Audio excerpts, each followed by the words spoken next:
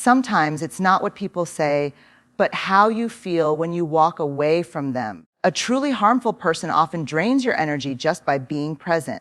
You might not notice it at first. It's subtle. But pay attention. After a conversation, do you feel lighter or do you feel weighed down? Do you feel encouraged or do you feel like your worth has been quietly diminished? The people around us should fuel our sense of self, not rob us of it. Harm often starts silently in the spaces between words. There are people who can walk into a room without ever raising their voice, without ever saying something cruel, and yet somehow the entire atmosphere shifts. You feel it before you even put it into words. It's like a heaviness settles over your chest, a weight you can't explain. These are the quiet ways harmful people operate. They drain your energy without having to say a single word. Think about it. You leave some conversations feeling lighter, inspired, more alive. That's because healthy people exchange energy with you. They listen, they respond with warmth, they celebrate your presence. But with harmful people, you walk away feeling tired, discouraged, or even guilty for reasons you can't pinpoint. That is not an accident. That is the effect of being around someone who takes more than they give. It often begins subtly. Maybe they don't look at you when you talk. Maybe they give off an air of disapproval, like everything about you is slightly too much. Or maybe they just sit in silence that doesn't feel like peace, but like judgment. The truth is, words are not the only way to communicate harm. Posture, size, silence, or even the absence of genuine presence can strip you of energy. What makes the sign so dangerous is that it's easy to dismiss. We say to ourselves, maybe I'm overreacting, maybe I'm just tired, maybe it's me, but your body doesn't lie. Your spirit doesn't lie. If you consistently walk away from someone feeling smaller, weaker, or less alive, that's a sign worth paying attention to. And here's the painful truth.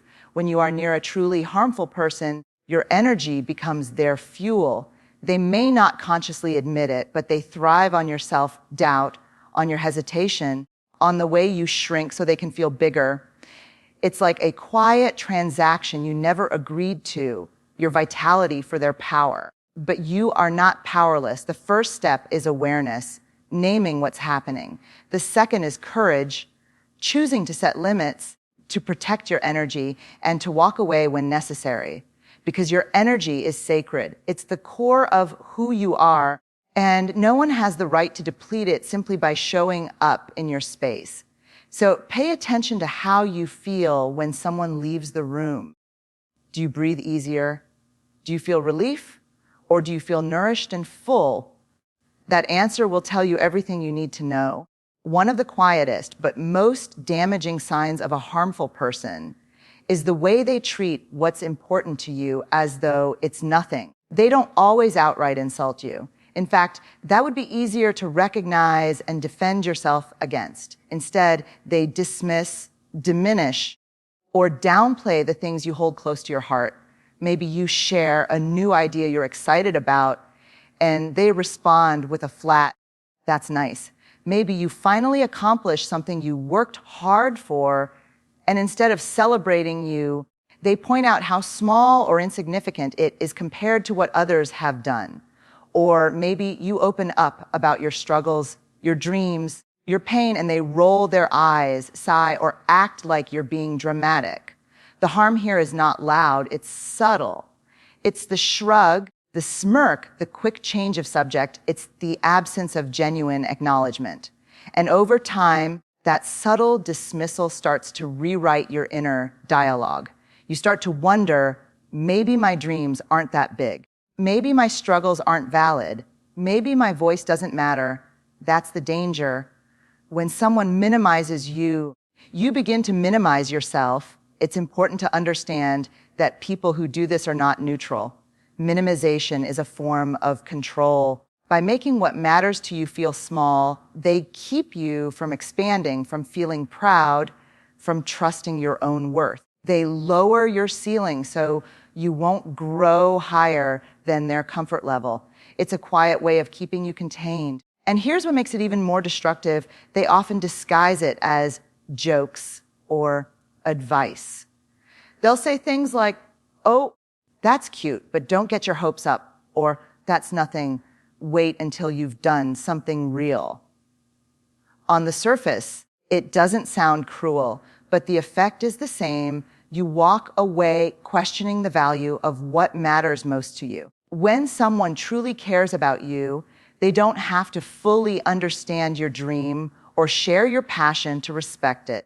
They will honor it simply because it's yours. They will see the joy in your eyes, the meaning in your words, and they will support it because they value you. That's the difference. So here's the truth you need to hold on to. Your milestones, no matter how small, are sacred. Your dreams, no matter how fragile, are valid. Your struggles, no matter how invisible to others, are real. If someone consistently dismisses those things, it's not because they lack importance. It's because that person lacks the capacity or the willingness to treat you with the respect you deserve. Protect your passions.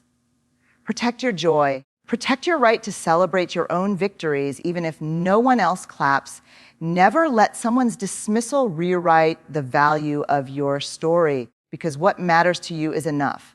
It always has been. Silence can be one of the most powerful tools of connection or one of the most destructive weapons. In healthy relationships, silence feels safe.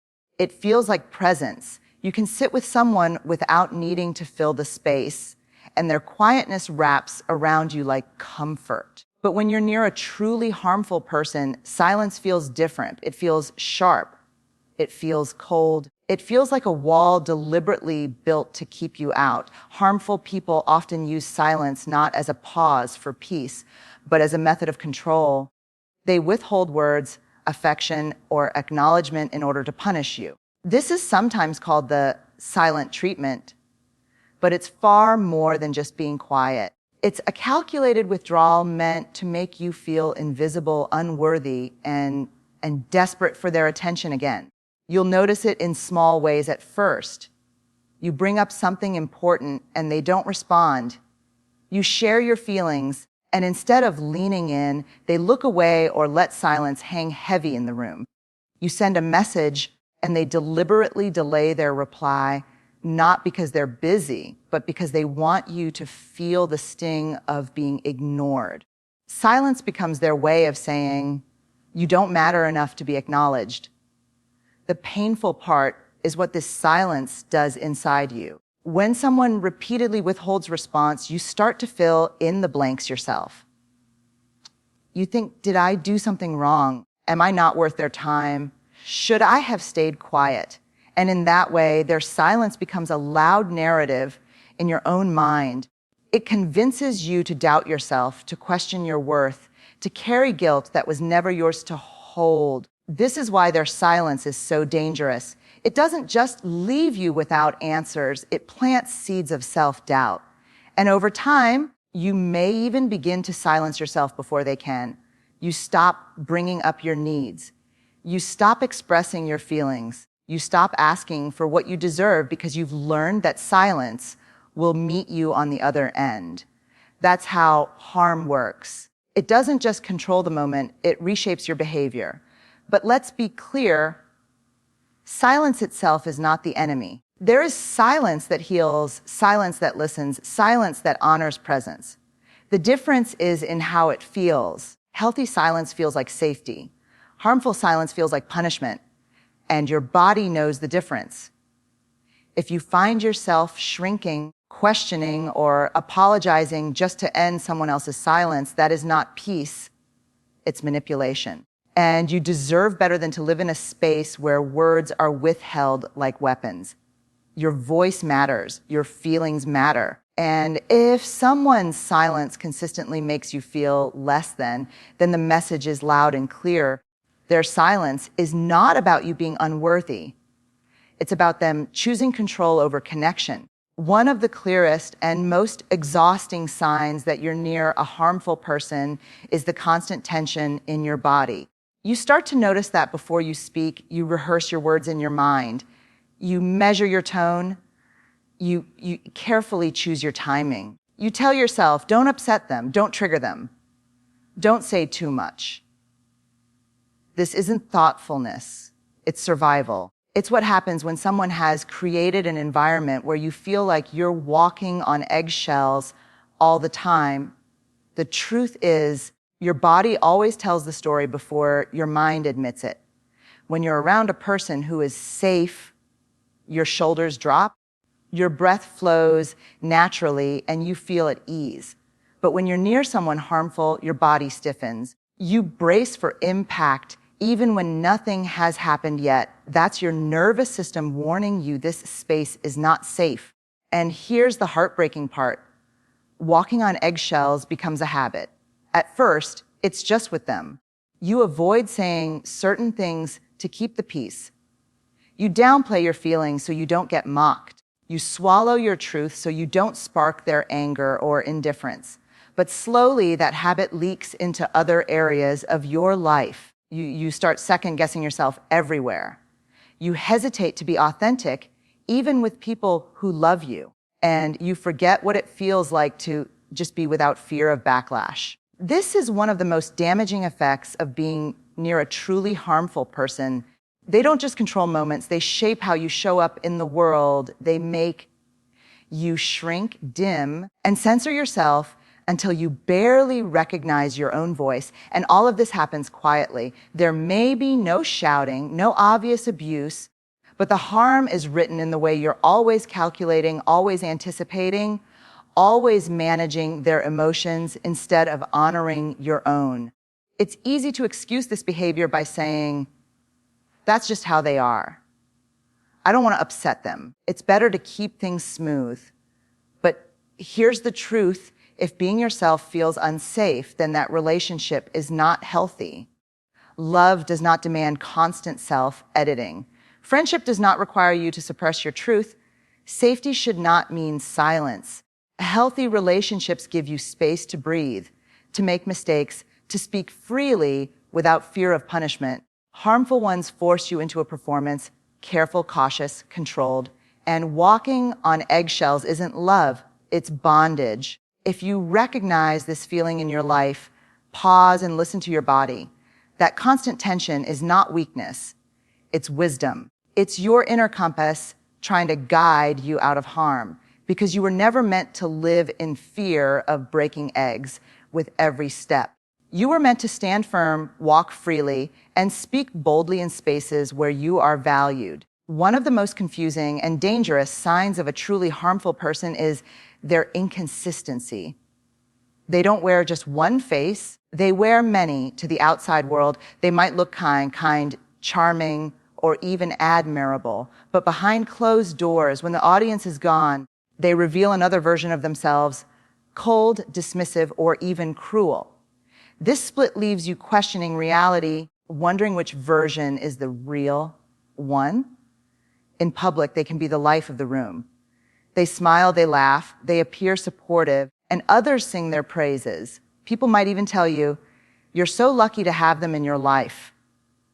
And yet, privately, you feel the weight of their indifference, their criticism, or their emotional withdrawal. That gap between public charm and private harm is not only confusing, it's disorienting. The danger here lies in what it does to your perception of yourself. When someone is so convincing in public, you start to wonder if the problem is really you. You ask yourself, if everyone else sees them as wonderful, maybe I'm the one who's too sensitive. Maybe I'm imagining things. Maybe it's me. That's exactly how harmful people maintain control, by creating a reality that looks polished from the outside, but feels toxic on the inside. This too, face behavior is a form of gaslighting without even needing words. The inconsistency keeps you off balance. One day they're warm, attentive, and kind. You feel seen, even cherished. The next day, they're distant, critical, or cold, and you're left scrambling, trying to figure out what you did wrong. The cycle becomes addictive. You cling to the good moments, hoping they'll last, while excusing the bad ones because you've tasted their better side. But here's the truth. Who someone is in private is who they really are. Anyone can perform kindness for a crowd. Anyone can play the role of the supportive friend, the loving partner, the helpful colleague. But the version of them you see when no one else is around, that's their truest self. If that private version leaves you feeling diminished, unsafe, or unloved, you have to believe that experience, no matter what others see. Consistency is one of the clearest marks of healthy relationships. You shouldn't have to wonder which version of someone you'll get today. Love doesn't switch masks. Respect doesn't play roles. Genuine care shows up the same in public and in private. So when you notice that someone shows two very different faces, one for the world and one for you, don't dismiss it. That inconsistency is not your imagination. It's a quiet but undeniable sign that you're dealing with a harmful person. And the most dangerous mask is always the one they save for when no one else is watching. Perhaps the quietest yet most devastating sign of being near a harmful person is the way your own inner voice begins to fade. At first, you notice it in small moments. You swallow your opinions, you hold back your feelings, you tell yourself, it's not worth it to say anything. Over time, that hesitation turns into silence, and you realize you're no longer speaking from your authentic self. That's not an accident. That is the invisible weight of harm. A truly harmful person doesn't always need to shout you down. They don't always need to argue with your every word. Sometimes all they have to do is create an atmosphere where your truth no longer feels welcome. Maybe it's the way they roll their eyes when you speak. Maybe it's the way they ignore your suggestions. Maybe it's the way they dismiss your emotions as overreacting. Slowly, you begin to believe that your voice carries no value.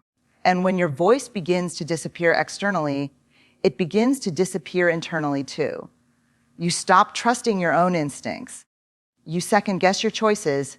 You doubt the whispers of your gut that once guided you. You feel torn between what you sense deep inside and the way they've trained you to question it. That's how harm spreads.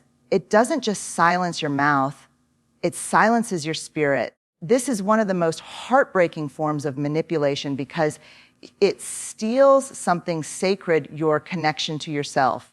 When you can no longer hear your own truth clearly, you become dependent on their version of reality. You start leaning on their opinions to make decisions, their moods to measure your worth, their approval to feel secure. And once you lose touch with your own inner voice, it's easier for them to shape you into who they want you to be instead of who you really are. But here's the hope, your inner voice never disappears completely.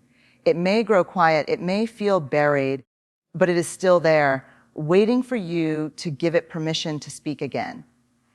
And that voice is wiser than you know. It will tell you when